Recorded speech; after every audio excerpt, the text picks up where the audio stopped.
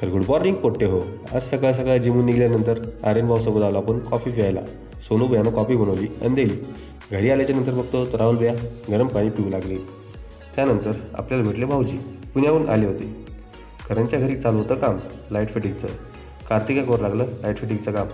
करण भाऊ पण भेटले. करण भाऊनं केलं आपल्याला हाय. त्यानंतर आपण आलो ऑफिसला. ऑफिसला आल्याच्यानंतर आपल्याला भेटली चहा पिल्याच्यानंतर आपण आलो घरी आणि दादूचं केलं जेवण.